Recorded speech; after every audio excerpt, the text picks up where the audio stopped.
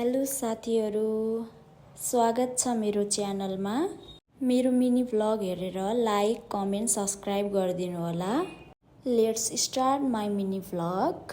आज चाहिँ म जाँदैछु पशुपति मन्दिर चाहिँ होइन, पशुपति मन्दिरमा रहेको पार्कमा।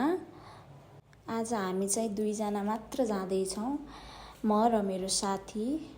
अहिले चाहिँ म त्रिभुवन इन्टरनेसनल एयरपोर्ट पुगेँ र त्यहाँबाट यो हरियाली हेर्दै म पुगेँ पशुपतिमा एकछिन वेट गरेँ मेरो साथीलाई आउन चाहिँ अलि ढिलो भयो। त्यसपछि मेरो साथी पनि पुग्यो अनि हामी दुइटै गफ गर्दै गयौँ टिकट काउन्टर।